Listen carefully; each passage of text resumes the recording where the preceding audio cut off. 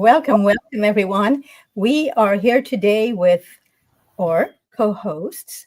We are here because there is a reason why we must begin to look at the way we live our lives. A lot is not working right now in society, an awful lot.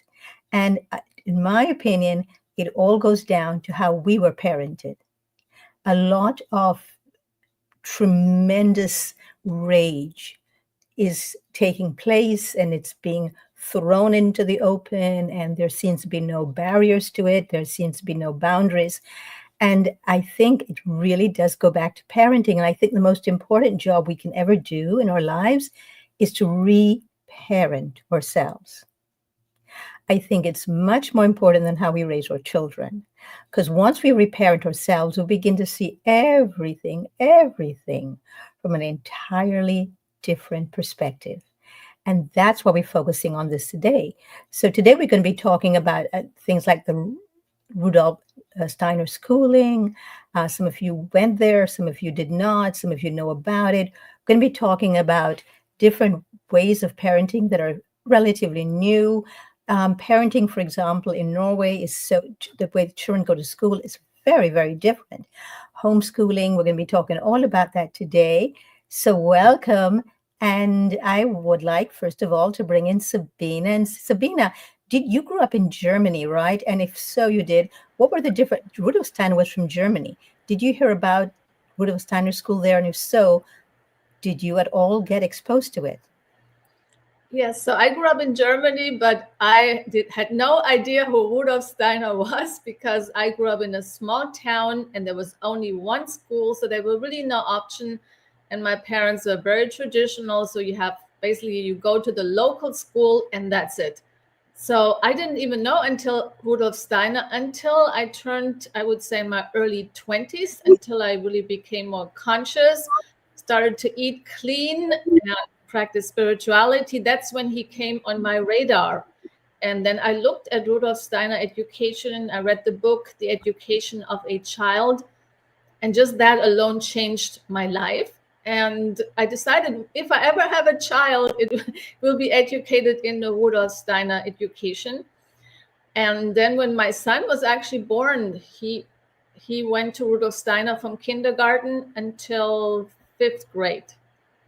And just seeing him in that school system, that also allowed me to actually reparent myself. So you said something really important, Dorit.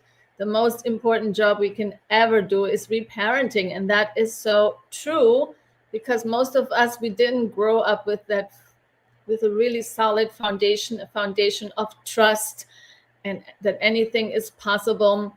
Like in my upbringing, it was very rigid, very authoritarian. And my opinion was never asked. My emotions were never really allowed to be expressed.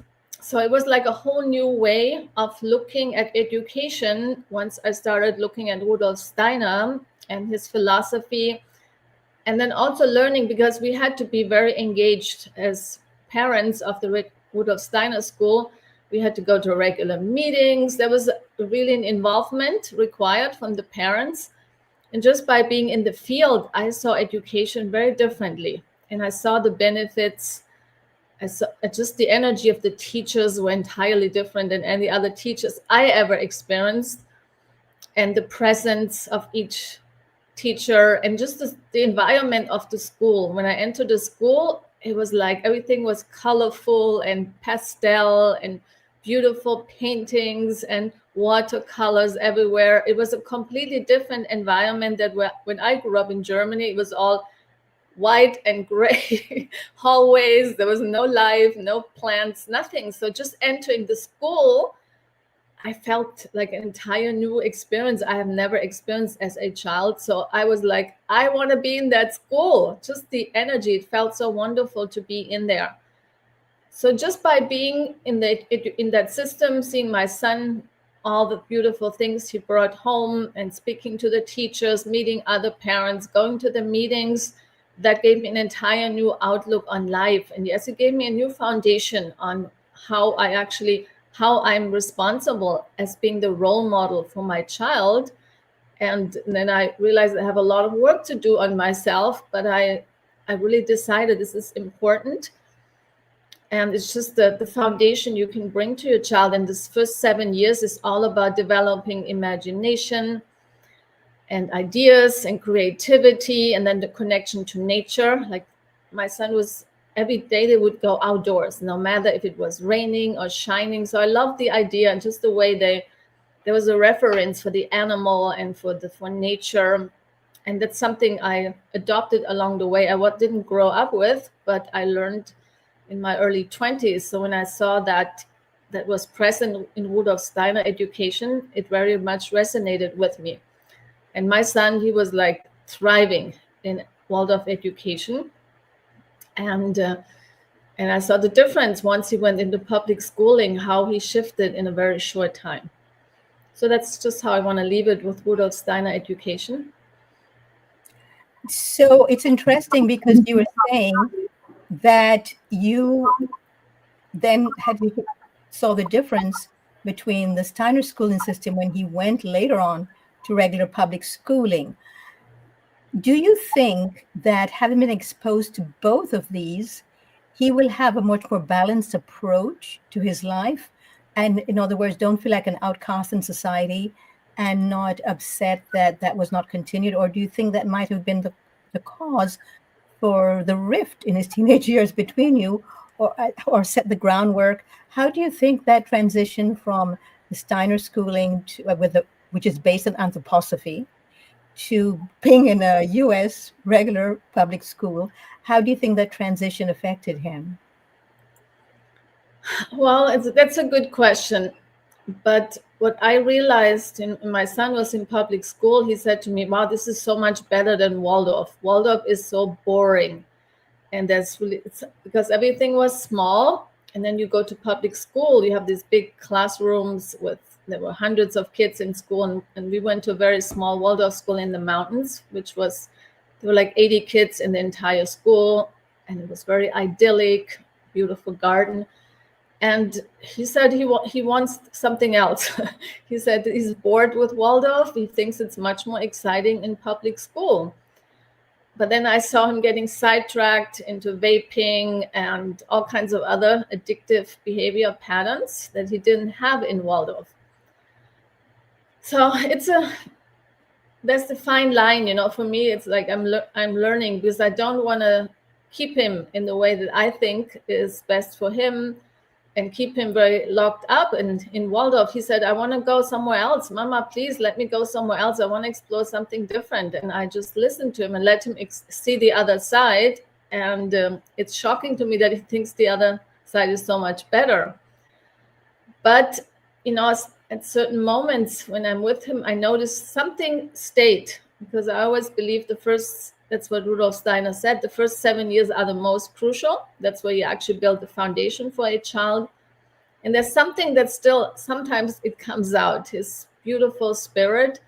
Even he's all into electronics and artificial stuff, but sometimes I noticed something got planted in him that you probably can never take away. So I know it was definitely had an impact on him, but right now he resists everything that is Waldorf or anything close to Waldorf, very sadly. But I also, he's 17. I have to also learn to let go and let him go his way and learn from his experience. Absolutely, yes, I agree with that. I think once you give them the foundation, that's all you can do, is lay the foundation, sit back, and let them rip. So speaking about, thanks so much for letting us know this, by the way, Sabina. So that brings us to Pete. Pete, your schooling, how did you find that your schooling impacted your own way of parenting your children? So let's take you there. Yeah. Oh, my schooling, or the impact of my early childhood impacted drastically.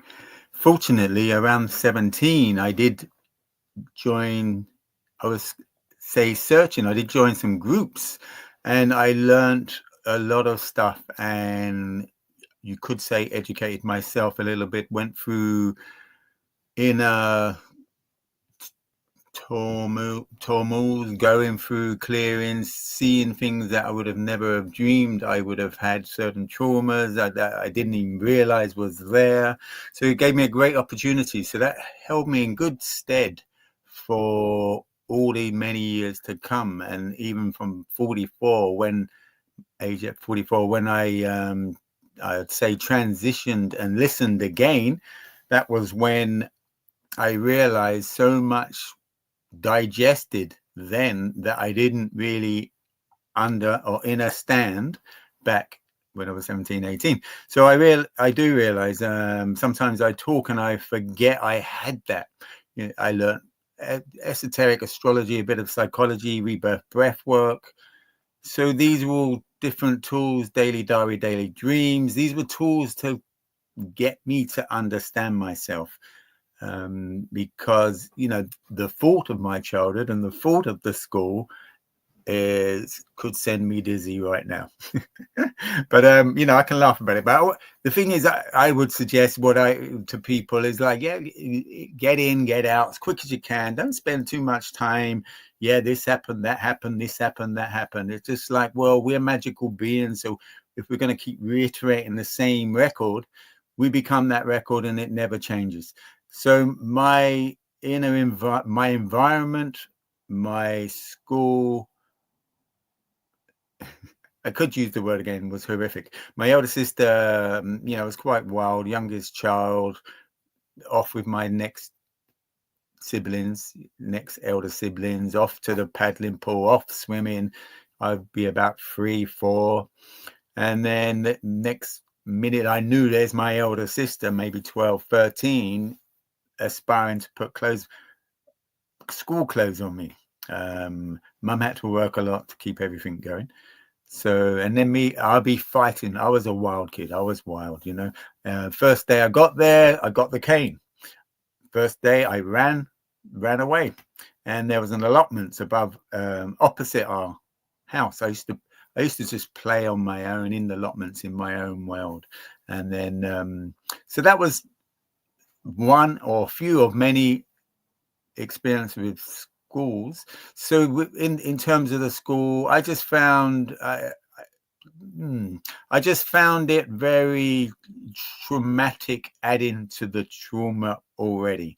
So and it's great, you know, I can have a smile on my face about it. You can get through all this. So, and if I move on to about Steiner, as Sabina, I had no awareness of Steiner.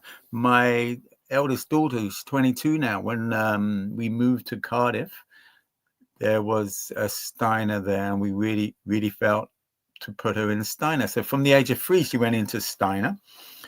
And you know, I was, let's just say, unaware of many things of Steiner, and she'd be coming home, or the mum would be telling me, well, we can't read to her, we can't let her read. And I'm like, oh my gosh, you know, our daughter knew ABCs to A to Z, really. By the time she's 3, she could count up to 30, 40. So we had to slow that down, choose to slow that down. Because, excuse me, you do get to realize they're feeding off our energy. So if they're getting praise, they want to do more. And then before you know it, they're just going around feeling that energy because they're getting attention. So the Steiner was amazing. So I got into making up stories. So it was encouraging the parents. We were working on ourselves in this scenario. So it was encouraging the parents to get imaginative, get more integrated. So, and she loved the stories, you know. At the time, I'm going to say unfortunate, fortunate, whatever. There was lots of cartoons and Disney. So up to the age of 13, to the point I'll be driving her back and it's, Dad, tell me the story, tell me the story. I'm like, come on, no. And then I'll be mixing them all up. So it's the feeling from me, you know, encapsulating the feeling and the energy. So she's feeling the energy, even though you can feel it from a book. it's very different, very different. And then she was in there to about 5.5, and then she went to mainstream, so she couldn't read. But within 6 months, she caught up with the average. Within another 6 months, she was practically top of the class. So it was really interesting. And then I found in Cardiff I knew of a couple of Steiners. I was down south around Brighton area. And the beautiful thing I found about Cardiff, it was truly multicultural. So you'd have Hindu, Muslim children, Somalian. So they would be embracing the cultures. So it was really nice, not trying, they were just doing. And the teachers, like Sabina mentioned, was, so grounded, so beautiful, made my little inner child melt. So yeah, well done, the Steiner School in Cardiff, well done. And then so what I realized if she's going to stay in Steiner, I would introduce her more into what they call normal world. So, and vice versa, if she was in the mainstream school, our conclusion was, okay, we bring in the more other elements. So that's what I realized. And what I did realize as well, I do say to people, it can be quite criminal if the parents haven't integrated what the child is learning, because they're coming back with an ethos, and the parent, there's just a mismatch. So we're kind of, I would say we would really need to learn the ethos of Steiner. The parents should really get more involved, and as we know, we really should take the opportunity to reparent ourselves. Wise to do that anyway. And there's some sayings, if you only knew what I knew, we would all be doing it. And I'm sure, Dorit, you would share that. Sabina would share the same thing. What joy and what blossoms and what comes into fruition from that is has been and is amazing. I forgot that in British schools, children get caned. You said on the first day you got caned. Back then, yes. That is incredible. Yeah. And then I think even up to the age of 11, so that would have been secondary school. Yeah, there was caned, and most teachers could just, whenever they feel the need, would have to put your hand out and a ruler on your hand, and in the corner, get in the corner, etc., etc. So I mean, what is that teaching us? It's so that kind of ethos, and obviously it allows parents to do the same thing, really, and it's so-called makes it all okay. More abuse.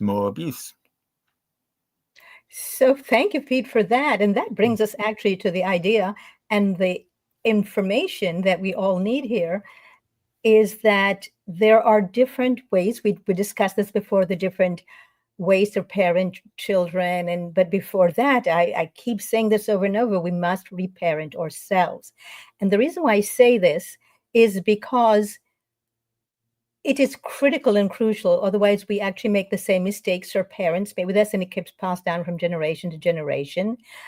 And this is why today we're looking at all the different ways that we can parent our children. But again, we have to reparent ourselves. The reason why most people do not reparent themselves because they don't know how to. And we're hoping that today will teach them how to. And also because reparenting ourselves requires taking actions daily to do that.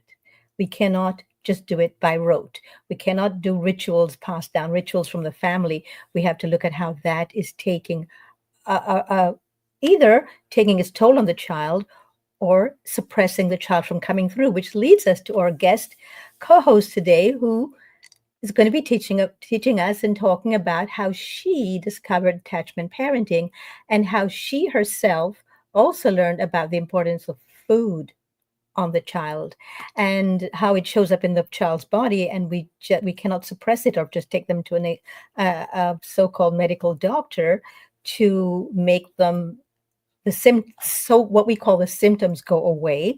What we're really doing is suppressing the child's immune system, and specifically the nervous system and their hormonal systems. So with that in mind, welcome to Karen Ramsey. So Karen, we have to unmute you first. So just mute yourself when you're finished speaking, and then mute yourselves when you're not. Okay, can you hear me okay? Okay, I'm assuming that you can. I'm Karen Ramsey. And yeah, so I have my own story. I was brought up very traditionally. After I was born, my mother breastfed me for 2 weeks, and the doctor talked her out of it. He said, "Oh, we have formula now. You don't need to breastfeed." So she stopped breastfeeding me.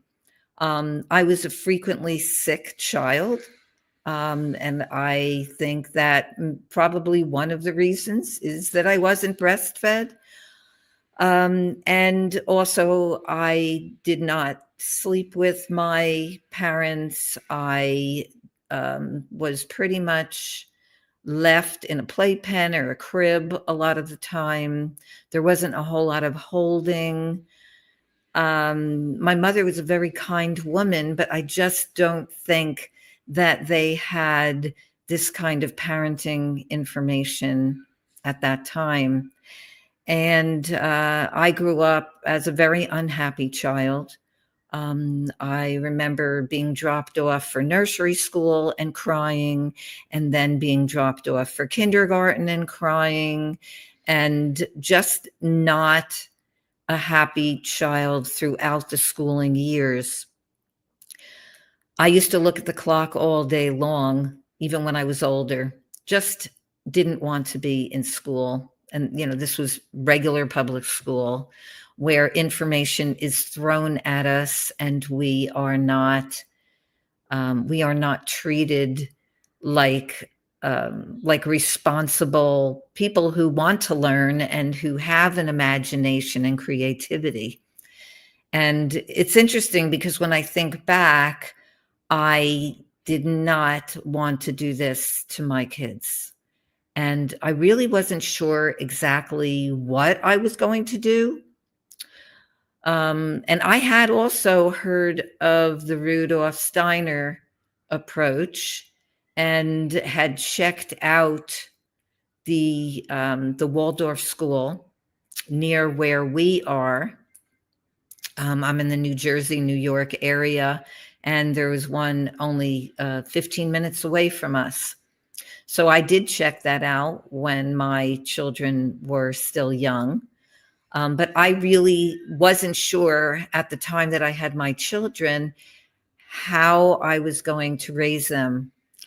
I knew that I didn't want my children to go to school, but I didn't know what I had available to me other than the public schools. So I did start looking into it. And I had also had severe hormonal cystic acne for over 25 years, as well as IBS, irritable bowel syndrome. And I was not a healthy person. So I was looking also to make dietary changes. I became a vegetarian back when I was 17, mainly for moral, ethical reasons, because I loved animals and because my father and grandmother set that amazing role model for me. So I did change to a vegetarian diet, but was eating dairy for many, many years. And I learned later that that dairy was the main culprit in the illnesses that I had. And later, when I had my second child, he had asthma and chronic ear infections. And that dairy and also processed, ultra processed packaged foods were the cause of his asthma and ear infections. And in 1994, when I switched to a raw food lifestyle, we all healed in a matter of months. My skin completely healed after 25 years of severe cystic acne, healed in 3 months. So there were two things that were a focus on me. One was how to raise my children in a more loving, conscious way. And another one was diet and lifestyle and how to raise healthy kids and how I could be healthier, how my whole family could be healthier. And so this was my journey. When I first had my children, my mother was not with me. She had passed away in 1980, and my first child was born in 1987. So I did not have anybody to help me. I was raising my kids completely on my own without extended family help. And I started reading and I started researching. At first, I didn't realize anything except for that my father told me that my mother only nursed me for 2 weeks. He only breastfed me for those 2 weeks until the doctor said, don't do it anymore, give formula. And I knew from what my father told me that he thought that it was very healthy for me to breastfeed my children. And so I knew I was going to be doing that for quite a while until they wanted to wean, not until I thought they needed to be weaned. And that's called child-led weaning. And so I started learning about what's called attachment parenting. And that means really being present for your child, even from before the time that the child is born, even from conception onward, and thinking of that child and doing the best for that child in your presence. So that meant breastfeeding. It meant co-sleeping, sleeping with my children, not putting them in a crib to scream it out, like many children are. Most children are put in a room by themselves at the end of the hallway. And not all children, but many, many children cry to sleep. I knew I didn't want that. And even for children who don't cry, it's a very isolating experience. And we want our children to be connected to us and to the world. This is my book, Creating Healthy Children Through Attachment Parenting and Raw Foods. And it really tells my journey and gives a lot of information to the parent about how to raise children who are mindful, who are conscious, and who love their life. Even my daughter as a teenager, she's now 37 years old. As a teenager, my daughter would come over to me and say, Mom, I love my life. Like, how often do you hear a teenager telling you that she loves her life? And it's what led up to that. So it was these attachment parenting principles, the breastfeeding, the sleeping with my children. And then it was trying to figure out the schooling part. Initially, both my children went to nursery school. My daughter went to public school. And then in 3rd grade, my daughter was in the gifted program, which, by the way, was 20 minutes twice a week of logic puzzles. I could do a lot more of that with them at home, plus way more imaginative and creative projects that they really wanted to do. And I was involved with the school, so I saw my children being talked to all day long, just in lots of information. I did take my daughter to the Waldorf school for an interview, but at that time it was way more than what we could afford. So what I did when I saw my daughter in 3rd grade was that, and the teacher told me that she loved writing so much that she didn't want to switch to math. I realized that her creative activities and her motivation weren't being looked upon well. And I also had my son who early on, because of his illnesses, he had been hospitalized early on, and I felt that he needed even more attachment, and he wanted to be carried all the time, and he didn't want to be in school. So I picked him up. I started carrying him against my skin, which is skin to skin contact, it's called. And that skin to skin reduces cortisol, the stress hormone, and increases oxytocin, the love hormone. And that's what I was giving him. I was giving him the love hormone by holding him against my skin. And I encourage parents to hold their children against your skin as much as possible, especially the early hours, months, and all the time after giving birth.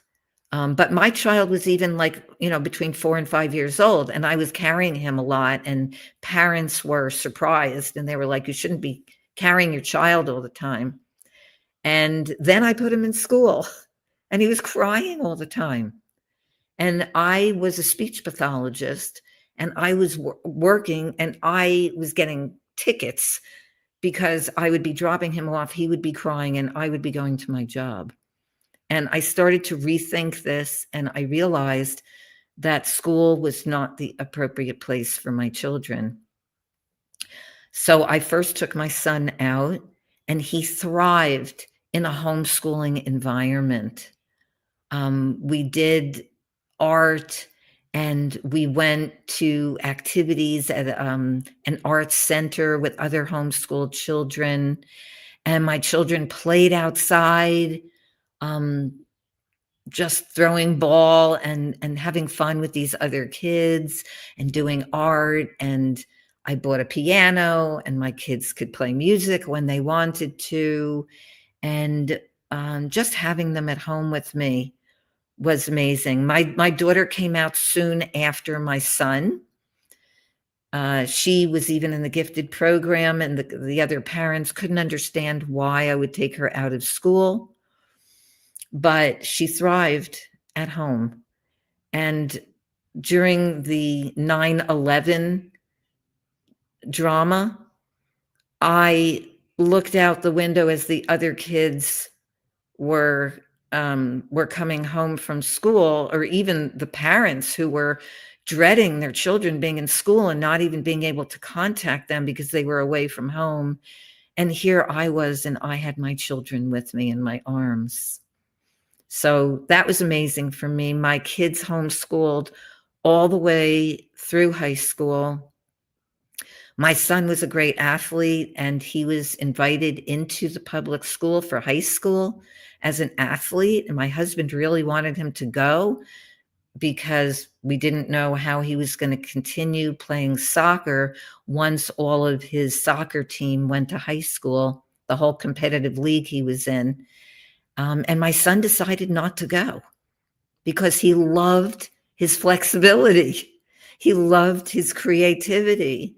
He loved being able to organize his day and to focus on what he wanted to learn. And so I do recommend following the needs of your kids, wherever they are. And for some, it might be like some more open-ended kinds of programs, such as Rudolf Steiner's Waldorf program. And for others, it might just be homeschooling, or what's called unschooling at home. And it doesn't mean that you're at home all the time, because we were out all the time with other families and other kids. In fact, sometimes my husband called us the outschoolers because we went on so many fun field trips and we had so many play dates. My sister's kids who went to public school, they had very little playtime. And play is the work of our children. They should be mostly playing. And then at a certain age, sure, like they can focus on learning certain activities. And we did unit studies on areas that they were interested in. Like my son was interested in trains. So we went down to the train station and we took trains all over the place. And he worked with a model train engineer at a local museum. And he loved these things. So unlike me, who went to public school and was looking at the clock all day, my children were engaged in all of these wonderful activities. And they could be home with me and not being rewarded with pizza at the end of the week if they finished their work, or given candy if they completed a test. My children were at home creating delicious, wonderful menus that I helped them with, up at the counter with me, creating a menu of whole plant foods, uncooked, with all of the nutrition intact, and being the chefs in our household. And so I write all of this in my book, Creating Healthy Children Through Attachment Parenting and Raw Foods, to help families who want to create healthy children on all levels: physical, mental, emotional, and spiritual. And I don't regret anything that I did in the past. I loved raising my kids, having them with me. I loved being present for them during the early years.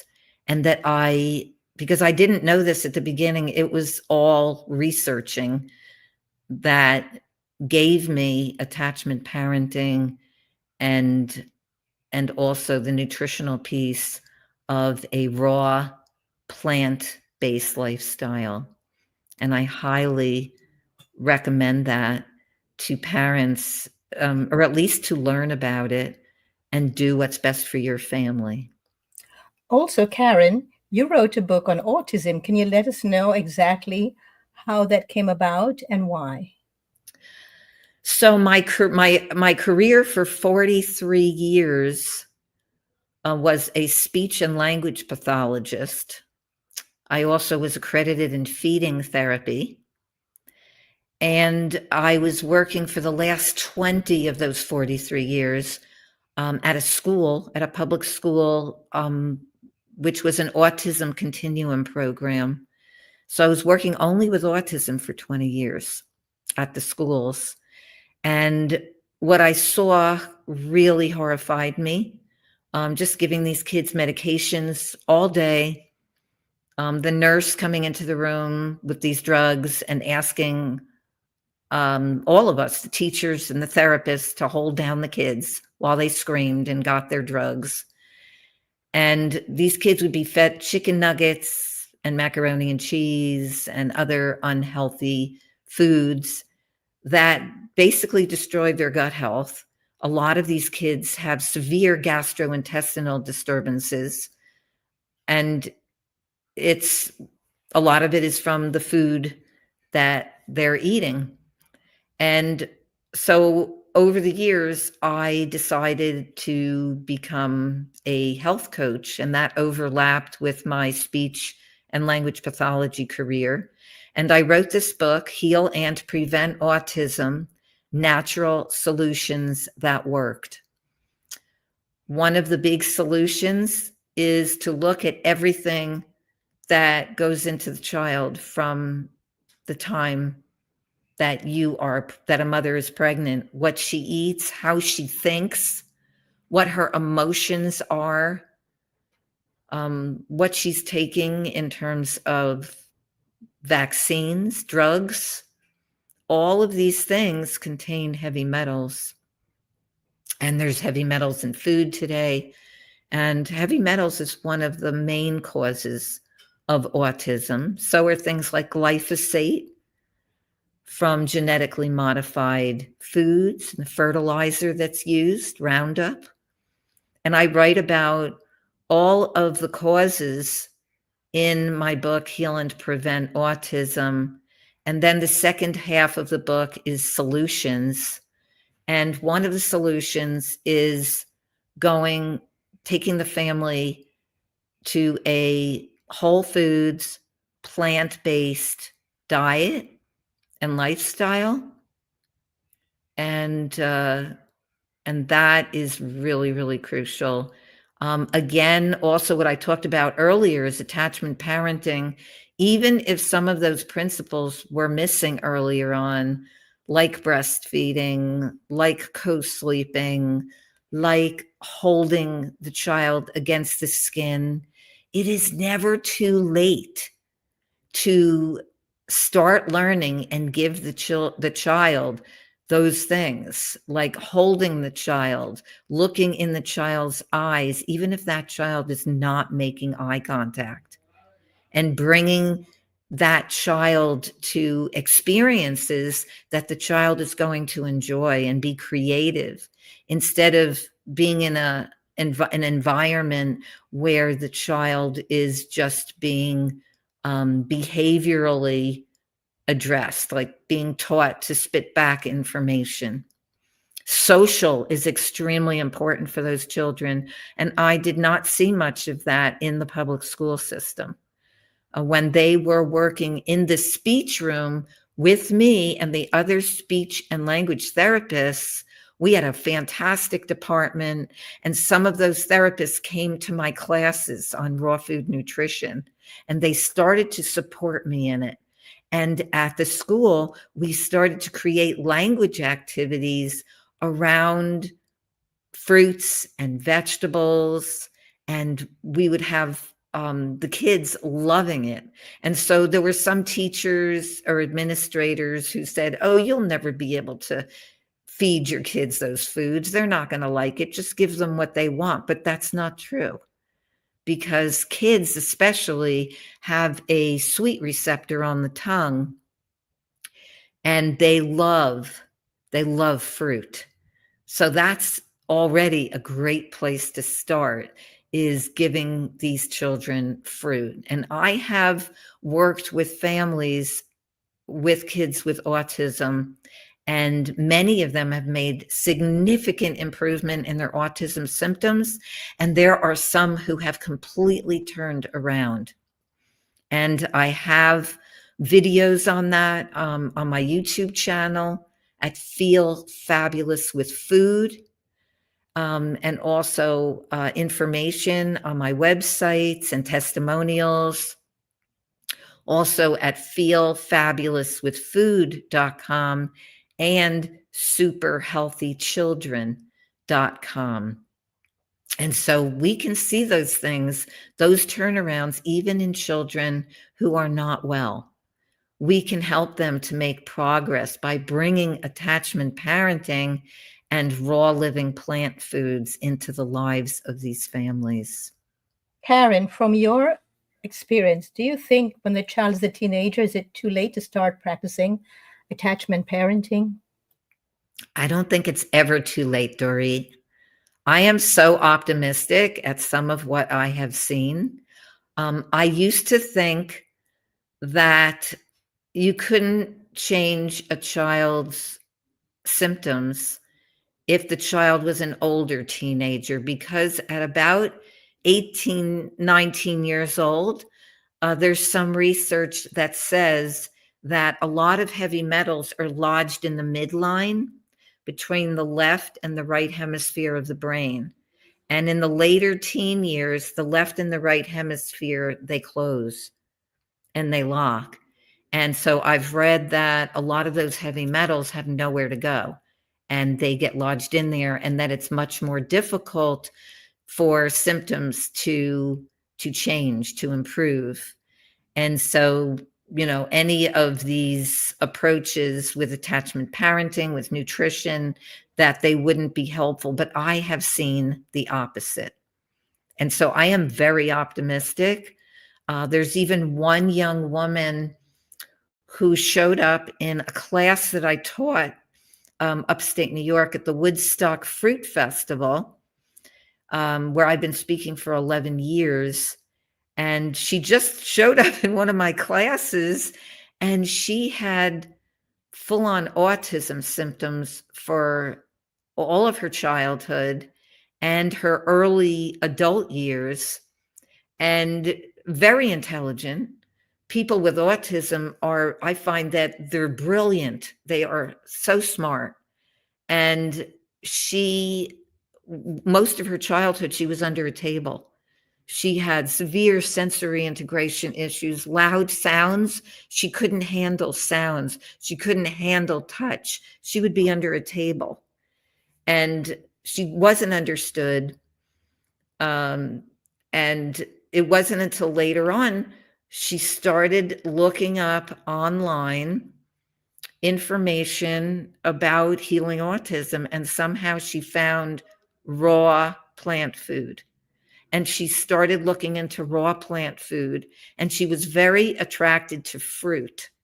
And she started eating fruit, which she had hardly eaten. Nobody was giving her any fruit.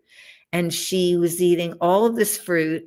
And she told me in that class that she attended that she believes that fruit changed her life, that fruit is electrical, and that she started eating all this fruit, and a lot of her comprehension issues, a lot of even her sensory integration issues started to melt away.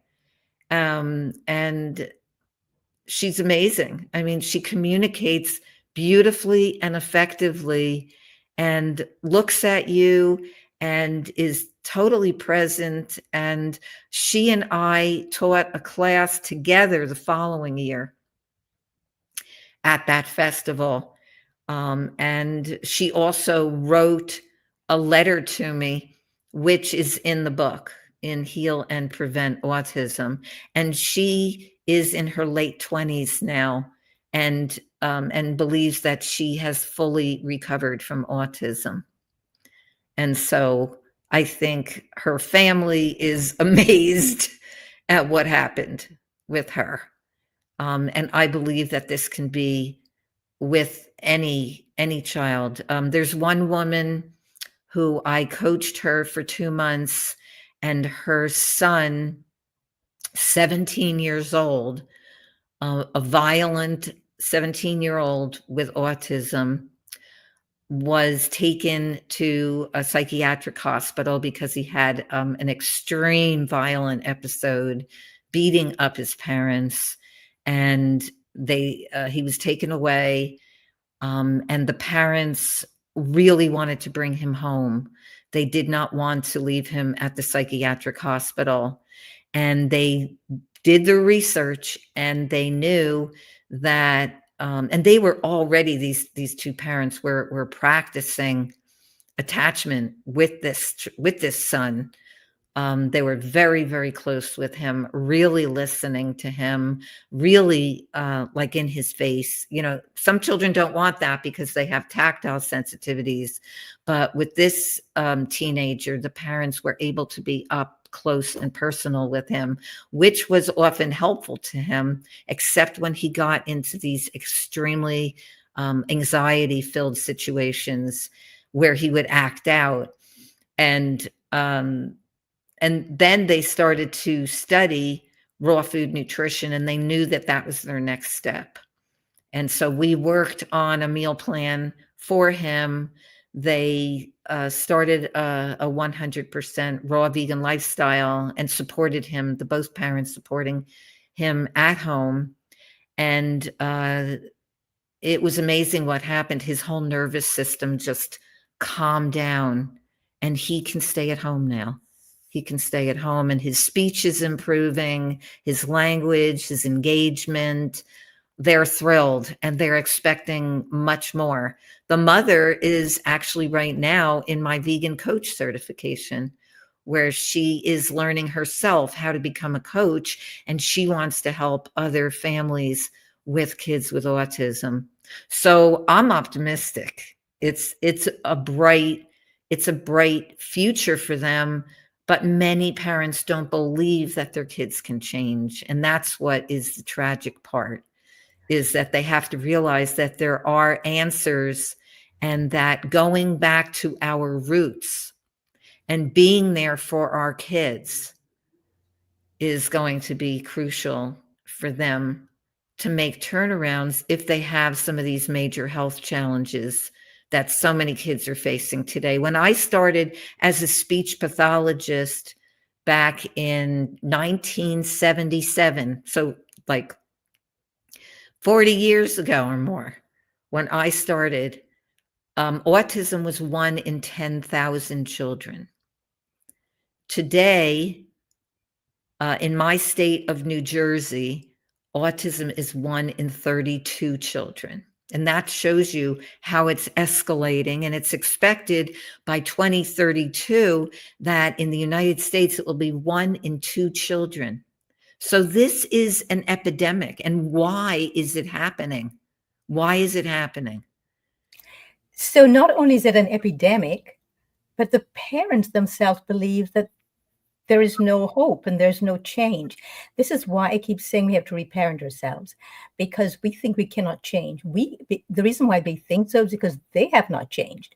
We need to look at ourselves and change the way we see the world, the way we see our own powers. The fact that they think that we're powerless and that they're powerless in their children's life is because they feel powerless in their lives. So I'm going to bring on Sabina and Pete right now.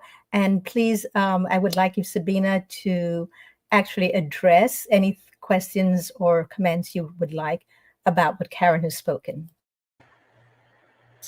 Yes, first of all, thank you, Karen, for this very inspiring presentation. And I believe that we met before, that you're actually a friend of Johanna.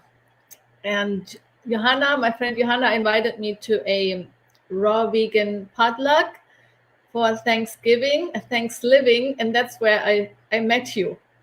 So just want to say we met before. I was just like, I know her from somewhere, and it just came to me. So, wow, that is, I actually have a friend who has a child with autism, and I actually am going to give her your contact info and the info about your book. And she's very committed to supporting her child, and she has the drive and the belief that he can get better. So, and I also, I believe that we are capable of so much. We can healing from autism is possible, healing from cancer is possible, whatever challenges one has, it's possible. But it first starts with the mindset, followed by diet and lifestyle changes, and anything is possible. So we first have to get to that place that we can actually say, yes, I can do this. And yes, it is possible.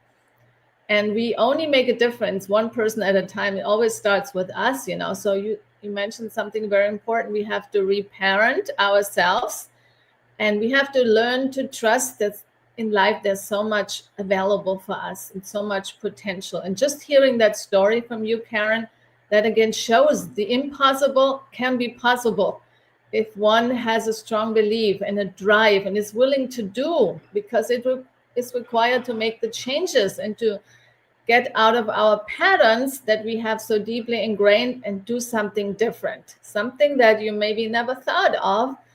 And that requires also trusting in the unknown and just a strong belief we can do this, and it's possible. And it's about teamwork. You had a beautiful team with you. It was not just one person, with the parents involved and you as the coach supporting them. So there was beautiful teamwork, and all energies were aligned. And then so-called miracles are possible.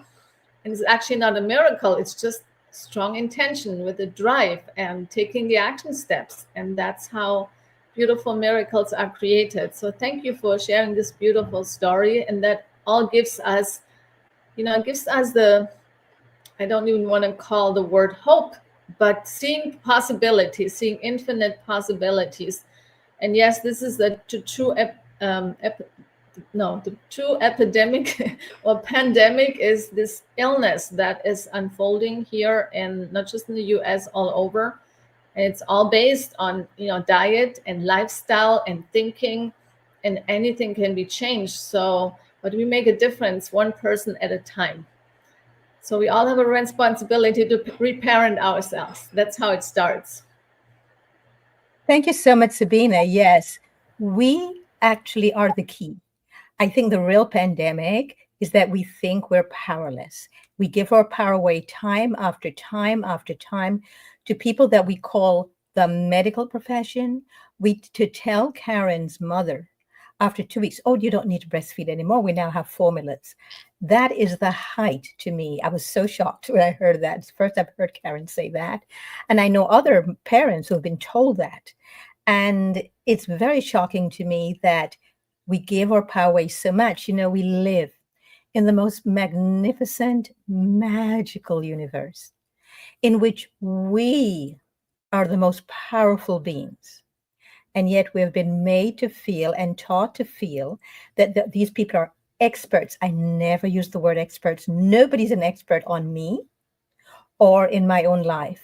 You're only an expert in your own life. You're an expert on how to be a victim. You're an expert in how to give your power away. But very few people are experts on how to live fully vibrant lives of tremendous creativity where they are the masters and mistresses of their own life. That is what this show is about, being healthy. This is why we do this every Thursday at 1 o'clock Los Angeles time. And we have 5 co-hosts, and we bring in guest co-hosts from time to time. Karen is our guest co-host today. Pete, I'm bringing you on for you to do a wrap-up, please. Hi, yeah, thank you, Karen. That was beautiful, very refreshing, and well done, and to stand up for what you became aware of with so much opposition around. Yeah, you could see in terms of autistic ADHD, we really do recognize it's down to the food and other things, but yeah, the heavy metal has been a major player in the part, even from chemtrails, foods, etc. So on a level, as Dorit said, it still comes down to the parent, how well the parent knows themselves, because the child would be a reflection. And someone could say it's okay for you, Pete, you haven't got autistic kids. Someone with a real troublesome kid. I mean, it's really challenging the parent to see how well-rounded, grounded, and well-rehearsed and educated they are in that, really, and how emotionally balanced they are. So it's amazing to hear. So all these labels we have, people like to attach to them, and all the medication has toxic in it anyway. So it's very, on the medical level, I would say the blind leading the blind, and it's very catch-22 in that scenario. So in relation to our daughter, she's 3 now. And home birth, just me and my partner, water birth, home birth, skin to skin for 10 days. We did as much research as we could. I have experience from past. We did no scan for various reasons there too. So there's many things you can eradicate from potential damage, and in the womb, and obviously best being if we can get our vessels more in order before we start planting seeds, then we will have a better crop. But then we got to keep watering that crop and give it sun, and just not neglect that. So yeah, for her it's beautiful. I mean, we walk out, every activity we do, she has our smoothies, she has our juices. She's effectively raw plant-based food consumer, or love consumer. And fuel, I will call it. So, and she'll feel left out, should I say, if she doesn't have one of our juices or our smoothies. Watering the plants. Before she came in this evening, she picked up more chard from the garden and eaten it. Bit of rocket. She knows rocket, chard, basil. She's under 3, and she knows so many things. She's a bit of a foodie, like we're a foodie, so they copy. So give them the environment. So we've had to do a lot of work, I would say, on ourselves, and be very strong to stick to a ethos we believe that really worked for us. And it's so uplifting seeing that in our child. So partner's just pointed to something there. So yes.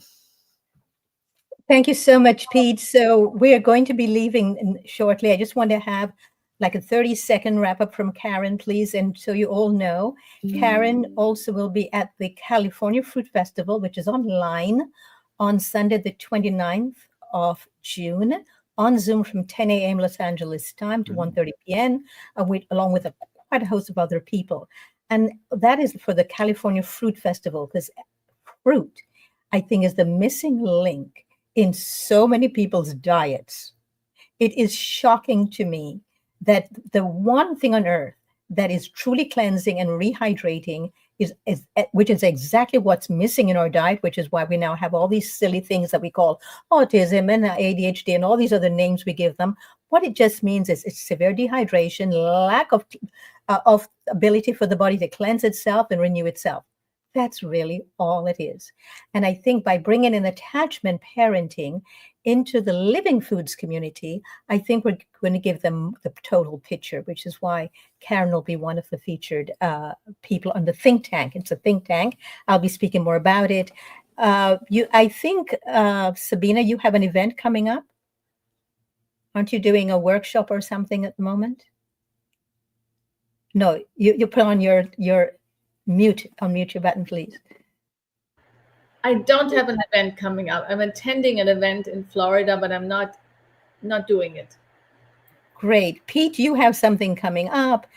We mentioned it last time. If you want to just quickly, just one sentence about this, please. Yes, Sacred Earth. It's amazing. If everything you need to know about permaculture, I will be bringing some solar oven and my pedal powered smoothie machine.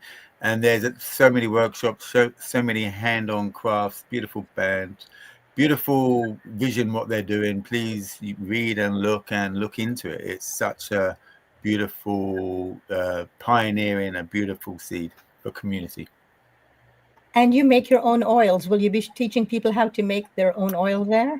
We will be taking that with us. Yes, I did a quick Instagram one that's mentioning that. So we'll be taking the machine with us, and we had that running so people can actually see.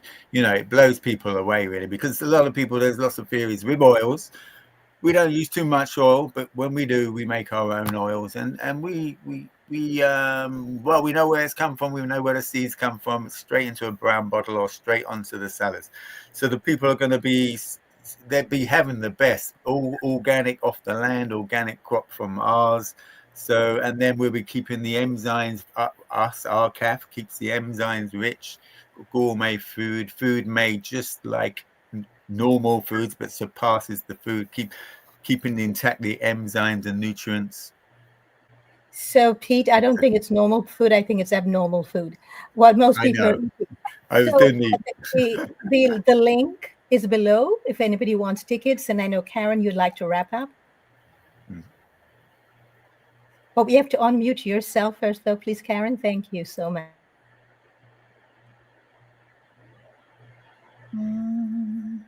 I was able to unmute you, Karen. Don't worry about it.